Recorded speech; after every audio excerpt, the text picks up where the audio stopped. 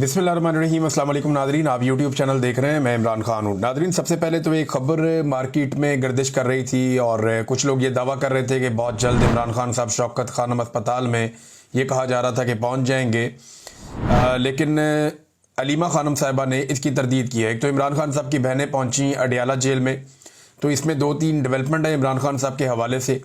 एक उनके बेटों के वीज़ा के हवाले से, एक सुप्रीम कोर्ट ऑफ पाकिस्तान में इमरान खान साहब के हवाले से जो केस चला वो, कि उनकी जो ज़मानतें हैं 9 मई के मामलात में, और दूसरा शौकत खानम में क्या उन्हें शिफ्ट किया जाएगा।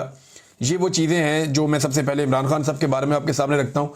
इमरान खान की बहन ने कहा कि अभी चंद दिन पहले, और उन्होंने बताया बिल्कुल चंद दिन पहले की ये बात है कि एक बहन इमरान खान की, इमरान खान से उन्होंने देखा उन्हें जब अदालत में केस चल रहा था, और बुध को मेरी बहन ने इमरान खान को देखा था। वो कहती हैं कि इमरान खान बिल्कुल ठीक हैं। हाँ, ये ज़रूर है कि उनका वज़न कम हो रहा है और छोटे मोटे इश्यूज़ हैं। वो वजह यह है कि गर्मी बहुत ज़्यादा है और वो एक छोटी सी जगह में बंद हैं, उन्हें 22 घंटे तक अंदर कैद रखा जाता है, बाहर छोड़ा नहीं जाता।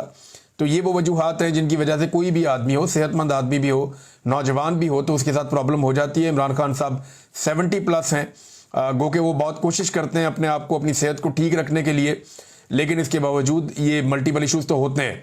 अब जब शौकत खानम की बात हुई तो उन्होंने कहा जी नहीं, मैं नहीं समझती कि इमरान खान को शौकत खानम शिफ्ट होना होगा, ना ये इमरान खान को कभी निकालेंगे कहीं बाहर ले जाने के लिए, और ना ही वो बिस्तर पर पड़ने वाले हैं। यानी वही आदमी जाएगा ना जो बिस्तर पे पड़ जाएगा, जिसकी कमर लग जाएगी बिस्तर के साथ, तो उसको हॉस्पिटल लेकर जाना पड़ेगा। तो इमरान खान तो ऐसे नहीं है, वो हिम्मत वाले आदमी हैं। मुझे नहीं मालूम कि ये बात कहाँ से आई कि गंडापुर ने दरख्वास्त की है कि शौकत खानम में इमरान खान को शिफ्ट किया जाए। ये खबर एक्चुअली इस तरह से आई थी कि गंडापुर साहब ने कोई दरख्वास्त की है कि इमरान खान साहब को शौकत खानम अस्पताल शिफ्ट कर दिया जाए या उन्हें वहाँ पे दाखिल करवा दिया जाए।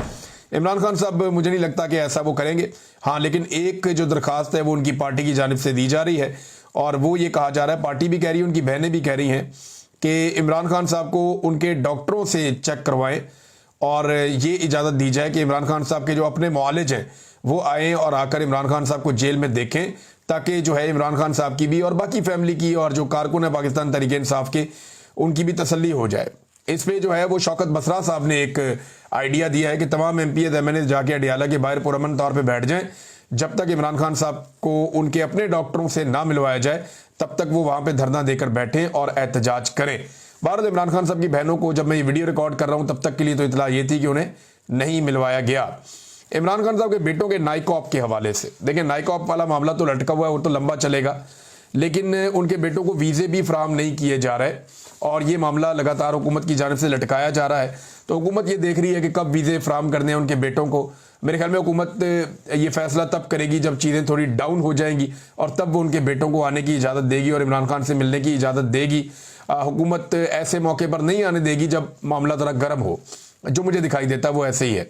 सुप्रीम कोर्ट ऑफ पाकिस्तान में आज इमरान खान साहब का केस लगना था, और ये केस शहबाज रिजवी साहब और तारक बाजवा साहब, 2 जज हैं लाहौर हाई कोर्ट के, उन्होंने इमरान खान साहब के खिलाफ फैसला दे दिया था, उनकी ज़मानत खारिज कर दी थी 9 मई के हवाले से।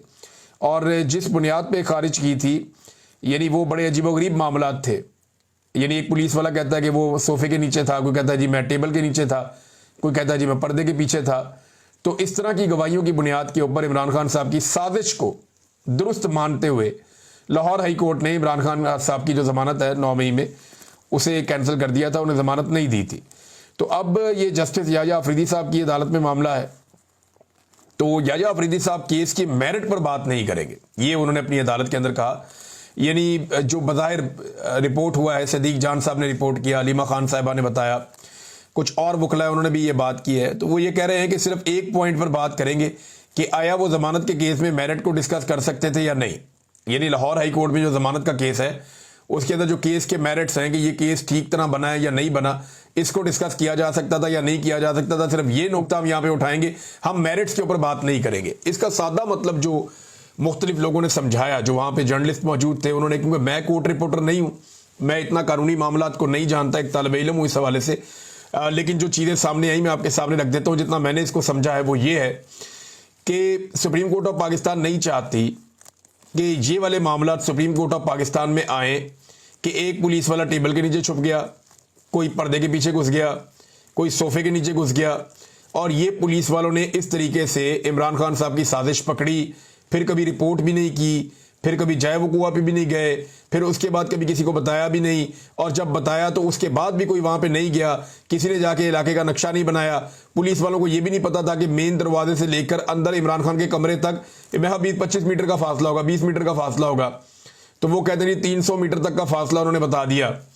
तो एक अजीबोगरीब किस्म की कैफियत थी जो हाईकोर्ट में थी, लेकिन इसके बावजूद हाईकोर्ट ने वहां पे इमरान खान साहब को जमानत नहीं दी। अब ये मामला सुप्रीम कोर्ट में आया तो सुप्रीम कोर्ट चाहती है कि इन टेक्निकल नुक्तों के ऊपर बात ही ना हो, सिर्फ एक पॉइंट के ऊपर बात करें।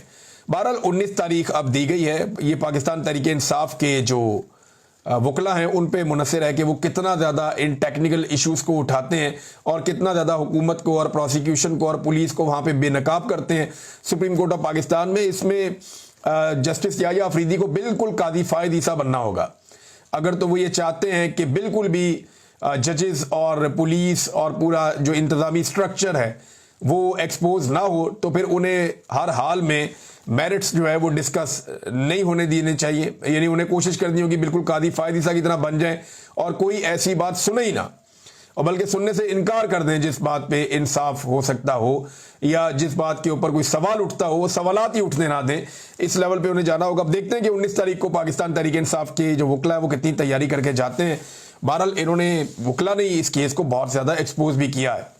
नादरीन, एक और इम्पॉर्टेंट खबर है और वो ये है कि अमेरिका की सरजमीन पर आसिम मुनीर साहब ने जो एक तकरीब से खिताब किया, यहाँ पे कोई 100 से 150 लोग मौजूद थे और ये पाकिस्तानी थे, इन्हें इकट्ठा करके लाया गया था। तो आसिम मुनीर साहब ने गालिबन टैंपा में ये खिताब किया है और वहाँ पे मुख्तलिफ हवालों से उनका खिताब मुतनाज़ हो गया। अब कोई वीडियो तो है नहीं, ये जो लोग जिन्होंने सुना उन्होंने आके बाहर रिपोर्ट किया और उनके ज़रिए से ये मीडिया के अंदर खबरें छप गई। अब वो खबरें छपने के बाद कहीं से तरदीदें आ रही, कहीं से तस्दीकें आ रही हैं, लेकिन एक चीज़ तो क्लियर है कि आर्मी चीफ साहब ने भारत को अमरीकी सरजमीन पर खड़े होकर चैलेंज ज़रूर किया। ये बात बिल्कुल क्लियर है कि अमेरिका की सरजमीन पर खड़े होकर पाकिस्तान के आर्मी चीफ ने भारत को चैलेंज किया। अच्छा, भारत को इस बात में बड़ी तकलीफ हो रही है, वो ये कह रहा है कि ये कैसे हो सकता है कि हमारा एक दोस्त मुल्क है अमेरिका, उसकी सरजमीन पे खड़ा होकर हमारा एक दूसरा जो मुल्क है पड़ोसी वो हमें धमकियां लगा रहा है, तो ये हमारे लिए बड़ा एक नेगेटिव उन्होंने कहा। लेकिन आर्मी चीफ पाकिस्तानी कम्युनिटी से बात कर रहे थे, वो कोई अमेरिकन से तो बात नहीं कर रहे थे, ना वो कोई प्रेस कॉन्फ्रेंस कर रहे थे, लेकिन उन्होंने पाकिस्तानी कम्युनिटी से जो बातें की उनमें दो चीज़ें बड़े उनके बयानात जो हैं वो वायरल हुए। एक के ऊपर तरदीद आ रही है, एक ये कहा जा रहा है कि जी मर्सिडीज़ और डंपर ट्रक का जो है ना, इन्होंने मिसाल दी है आर्मी चीफ ने कि एक डंपिंग ट्रक, पाकिस्तान की मिसाल उन्होंने कहा ऐसे जैसे एक डंपर ट्रक है जो बहुत माल लेकर जाता है, वो लेकर जाता है सामान, और इंडिया की मिसाल उन्होंने ऐसे दी है कि जैसे वो एक नई नवेली मर्सिडीज़ है जो हाईवे पे आ रही है, और अगर इनका तसादुम हो जाए तो फिर नुकसान किसका होगा, ये सवाल आर्मी चीफ ने पूछा। फिर कुछ एटमी हथियारों के हवाले से भी भारतीय मीडिया ये क्लेम कर रहा है कि धमकी आर्मी चीफ ने लगाई।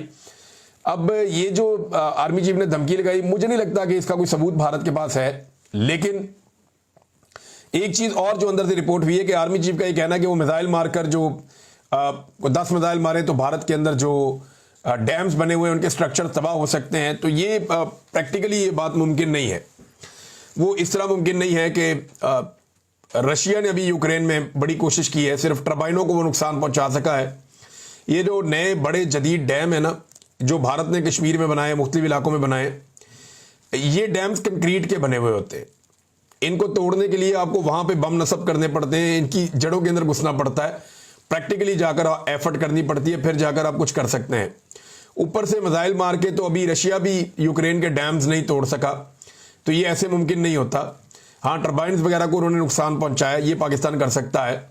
डैम एक कंक्रीट का बहुत बड़ा स्ट्रक्चर होता है। यहाँ पाकिस्तान में कुछ ऐसी साइट्स दिखाई गई थी कश्मीर में जहाँ ये क्लेम किया गया कि भारत ने यहाँ पे मिसाइल मारे थे डैम्स के करीब या डैम्स की जो साइट्स हैं उनके ऊपर, तो कोई नुकसान नहीं हुआ। कंक्रीट का जो हैवी स्ट्रक्चर होता है उसके लिए बहुत हैवी किस्म के मिसाइल चाहिए, जैसे अमेरिका के पास है जो वो B-52 बॉम्बर्स के जरिए जाते हैं, वो बहुत नीचे ज़मीन में कई 100 फुट तक घुस जाते हैं, वहाँ पे जाके वो धमाका करते हैं। तो इस तरह की टेक्नोलॉजी ना पाकिस्तान के पास है ना इंडिया के पास है। लेकिन आर्मी चीफ को ना बड़ी नपी तुली बात करनी चाहिए थी। बेशक वो पाकिस्तानियों से खिताब कर रहे थे और बड़ी ज़रूरत है आर्मी चीफ को इस बात की कि जब भी वो कभी पाकिस्तान से बाहर जाएं, अव्वल तो उनका ये काम नहीं है कि वो कम्युनिटीज़ को मुखातिब करें या सियासी नोयत की बातचीत करें या इस किस्म के तजारत के मामलात या खारजा पॉलिसी के मामलात, इन पे वो बात करें। ये वज़ीर दिफा मौजूद है, वो भारत को खुद टैकल कर सकता है, खुद उन्हें जवाब दे सकता है। वजारत खारजा मौजूद है, वो भारत को जवाब दे सकते हैं, टैकल कर सकते हैं। तो आर्मी चीफ को गुरेज करना चाहिए। लेकिन अगर उन्होंने ये करना भी है तो उन्हें बड़ी नपी तुली बात करनी चाहिए, और वो जो बातचीत उन्होंने करनी है उस बातचीत के लिए बाकायदा मुझे लगता है कि एक्सपर्ट्स हायर करने चाहिए, ताकि उसके असरात फिर उस तरह ना हो। देखिए अभी तो इस वक्त प्रॉब्लम ये है ना इंडिया के साथ कि अमेरिका इंडिया से नाराज़ है रशिया की वजह से, और उसका फ़ायदा पाकिस्तान को हो रहा है। सादा बात यह है कुल मिलाकर कि पाकिस्तान के अमेरिका के साथ उतने अच्छे ताल्लुकात नहीं है जितना पाकिस्तान को फ़ायदा हो रहा है कि अमेरिका और भारत के ताल्लुकात के बीच में एक रखना पड़ने का। लेकिन फ़र्ज़ करें कि भारत एक बहुत बड़ी मईशत है, एक बहुत बड़ी ताकत है, वो कल को कामयाब हो जाता है अमेरिका के साथ अपने ताल्लुकात को नॉर्मलाइज करने में, तो पाकिस्तान फिर वापस चला जाएगा ज़ीरो पे। पाकिस्तान को अपने ताल्लुकात अपने बलबूते पे बनाने हैं, और उसके लिए पाकिस्तान अपनी बहुत बड़े पैमाने पे मादनियात ऑफ़र कर रहा है, जिनमें ख़ास तौर पे रेयर अर्थ मिनरल्स हैं जो फ्यूचर फ्यूल के तौर पे काम करते हैं, यानी मुस्तकबिल में उनकी बड़ी अहमियत है। और पाकिस्तान को भी इस बात का आइडिया है, अमेरिका को भी इस बात का आइडिया है, और पाकिस्तान बड़ा रिच है। पाकिस्तान का जो कबायली इलाका है वहाँ पे ये रेयर अर्थ मिनरल्स हैं। एक चीज़ और जो इस वक्त पाकिस्तान की मिलिट्री एस्टेब्लिशमेंट कर रही है, ये बड़ी अफसोसनाक है। हर जगह पे DGISPR भी ये बात करते हैं, और पाकिस्तान के आर्मी चीफ भी ये बात करते हैं कि सियासतदान करप्ट हैं, सियासतदान नाअहल हैं, सियासतदान बदनीयत हैं, वो काम नहीं करने देते, नहरें नहीं बनने देते, जो है वो तरक्की के पहिए को रोकते हैं, तरक्की नहीं करने देते पाकिस्तान को। अब बलूचिस्तान के बारे में ये लोग बार बार कहते हैं कि वहाँ के सरदारों का कसूर है, वहाँ के सियासतदानों का कसूर है।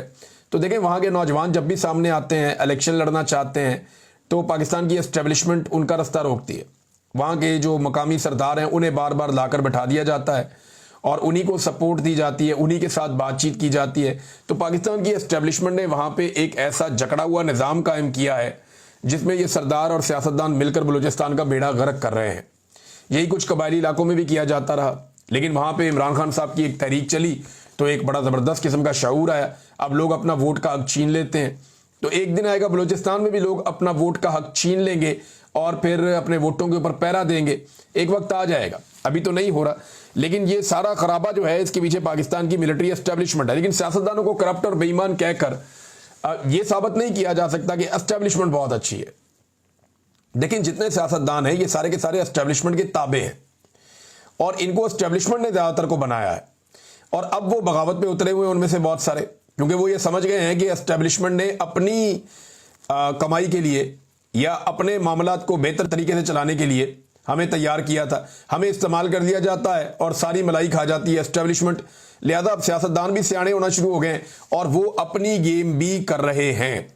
अब हर जगह जो है वो ये जाकर कहना कि सियासतदान जो हैं वो बहुत बुरे हैं और हम बहुत अच्छे हैं, इससे भी बात नहीं बनेगी। मेरे ख्याल में पाकिस्तानी हकीकत जान चुके हैं। पाकिस्तान एक सियासतदान ने बनाया था, किसी जर्नैल ने नहीं बनाया था, किसी जज ने नहीं बनाया था। पाकिस्तान एक सियासतदान ने बनाया था और सियासत करके बनाया था, और इस दुनिया की तारीख में ये बात हमेशा दर्ज भी रहेगी। नादरीन, बिलावल ने एक स्टेटमेंट दिया है। बिलावल ने अपने स्टेटमेंट में पाकिस्तान तहरीक इंसाफ को दहशतगर्द करार दिया कि एक जमात दहशतगर्द बन गई, जो उन्होंने 9 मई को किया। तो ये तो बिलावल ने कहा पाकिस्तान तहरीक इंसाफ के बारे में। 9 मई को हुआ क्या था? इमरान खान साहब को गैर कानूनी तौर पर गिरफ्तार किया गया था। जख्मी होने के बावजूद उन्हें गिरबान से पकड़कर घसीटा गया और उनके ऊपर तशद्दुद किया गया। उन्हें मारते हुए रेंजर्स वाले घसीटते हुए लेकर चले गए और ये मनाजर नेशनल टीवी पे चला दिए गए। पाकिस्तानियों का गमो गुस्सा था, पाकिस्तानी निकले और उन्होंने एहतजाज शुरू कर दिया।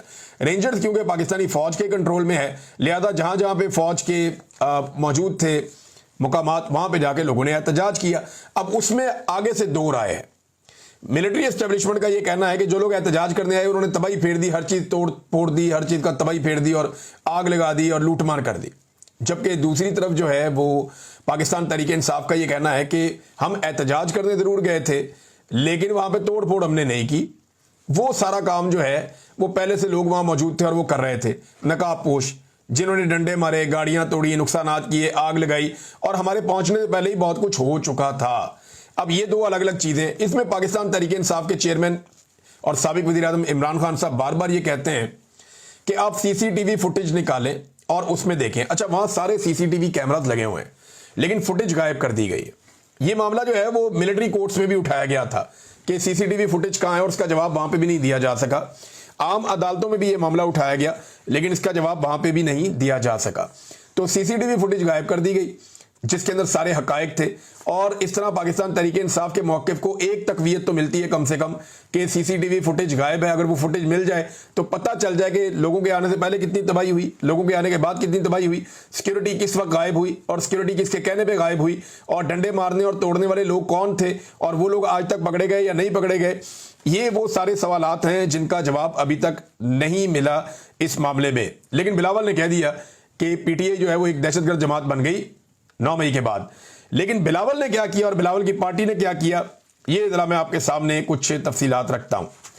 नादरीन, जब बेनजीर भुट्टो शहीद हुई ना 27 दिसंबर को, तो 27 दिसंबर से लेकर 30 दिसंबर तक मुल्क भर में अरबों रुपए की सरकारी और निजी इमलाक लूट ली गई थी।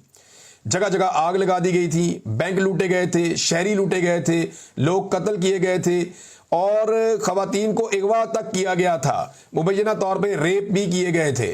सिंध से पंजाब आने वाली सड़कें और रेलवे ट्रैक तक उखाड़ दिए गए थे। क्या वो दहशतगर्दी नहीं थी? मीडिया रिपोर्ट्स के मुताबिक मुबैना तौर पर पीपल्स पार्टी के हामियों के दंगे फसाद के दौरान 47 लोग मारे गए, जिनमें पुलिस एहलकार भी शामिल थे। मुबैना तौर पर पीपल्स पार्टी के हामी मुल्क भर और बिलखसूस कराची में अंधाधुंध फायरिंग करते रहे, सियासी मुखालिफिन को ढूंढ ढूंढ कर कत्ल करते रहे। मुल्क भर और बिलखसूस कराची में सिविल वॉर जैसा माहौल बर्पा कर दिया गया। करोड़ों लोग खौफजदा और महसूर होकर रह गए थे। गाड़ियों के साथ बांधकर जो एटीएम मशीनें हैं उन्हें बाहर खींच लिया गया था और मुल्क भर में मुतअद्दिद बैंक जो हैं वो लूट लिए गए थे। दर्जनों बैंकों को आग लगाकर जला भी दिया गया था ताकि रिकॉर्ड ही जल जाए। अल जजीरा के मुताबिक 176 बैंक, 34 पेट्रोल पंप, 72 ट्रेन की बोगियां, 18 रेलवे स्टेशन, सैकड़ों कारें, बसें, मोटरसाइकिल और सरकारी दफातर, इमारतें, सियासी जमातों के दफातर और अनगिनत दुकानें, प्लाजे जलाकर राख कर दिए गए थे। यह किया गया था जनाब पीपल्स पार्टी की जानिब से जब बेनजीर भुट्टो शहीद हुई थी।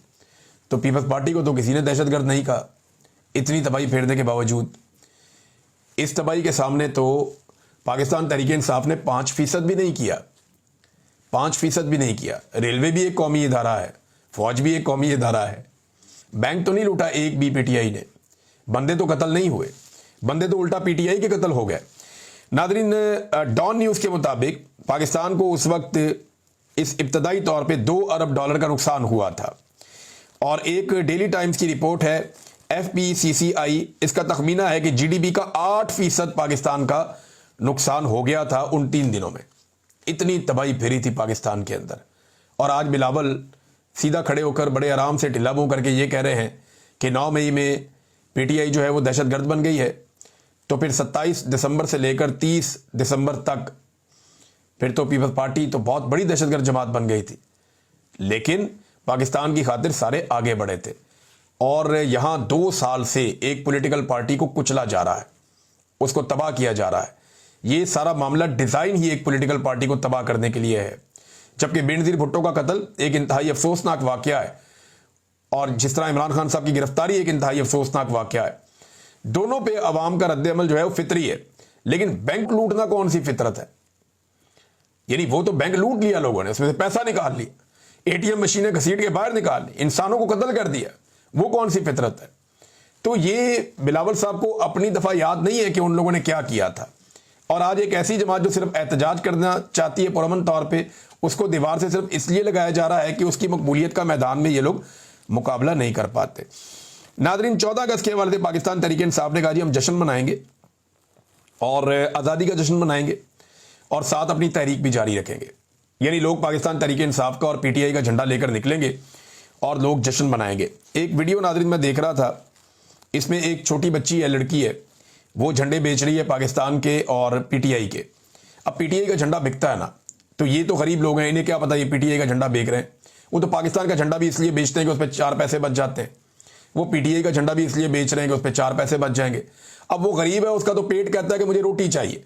वो तो भूख के हाथों मजबूर होकर ये सामान बेचने के लिए सड़क पे बैठे हुए हैं। वहां पुलिस आके उसको हरासा कर रही है। लोग आकर उसे कह रहे हैं जी पीटीआई का झंडा आप नहीं बेच सकते, आप पाकिस्तान का झंडा बेच लें। भैया पीएमएलएन का झंडा बेचे नहीं बिकता, क्या करें? पीपल्स पार्टी का झंडा बेचे नहीं बिकता, क्या करें? एमक्यूएम का, एएनपी का, बाकियों के झंडे नहीं बिकते, मुफ्त आपको बांटने पड़ते हैं, क्या करें? पीटीआई का वाहिद झंडा है जो दुकान के ऊपर भी बिकता है। जो सड़क के ऊपर भी बिकता है। अब लोगों की डिमांड है, क्या किया जा सकता है, हो सकता है कल ये डिमांड ना हो, लेकिन जब तक है तब तक लोग बेचेंगे। अच्छा नाज़रीन, एक आखिर में मैं एक अनाउंसमेंट कर दूं छोटी सी, कि हम 14 अगस्त पे सब यहाँ पाकिस्तानी, जहाँ मैं मौजूद हूँ बरतानिया में, मैनचेस्टर में हम इकट्ठे होंगे, और इसके हवाले से सोशल मीडिया पे मैं वो अनाउंसमेंट भी कर दूंगा और वीलॉग में बता भी दूंगा, नेक्स्ट वीलॉग में, कि हम किस जगह इकट्ठे होंगे, कहाँ से कहाँ तक वॉक करेंगे। तो हमारा प्रोग्राम है, जितने पाकिस्तानी यहाँ पे मौजूद हैं, बहुत सारे पाकिस्तानी मिलने के लिए भी कहते रहते हैं कि मिलना है, और ये एक ऐसा मौका है कि हमारा आज़ादी का जश्न है, तो हम सब मिलकर मनाएंगे। और मैं आप सबके बीच में अपने दीगर दोस्तों के साथ, जो कुछ और जर्नलिस्ट यहाँ पे मौजूद हैं, उन्हें भी बुलाऊंगा, कुछ बहुत सारे दोस्त यहाँ पे मौजूद हैं उन्हें भी बुलाएंगे। हम सारे इंशाल्लाह इकट्ठे हो रहे हैं, और कुछ दोस्त पाकिस्तान से भी आ रहे हैं, तो हम पाकिस्तान के झंडों के साथ निकलेंगे और यहाँ मैनचेस्टर में एक रैली निकालेंगे, एक वॉक करेंगे, और पाकिस्तान जिंदाबाद के नारे लगाएंगे इंशाल्लाह। बहुत शुक्रिया आपका, अपना ख्याल रखिएगा, अपने इस चैनल का भी। अल्लाह हाफ़िज़।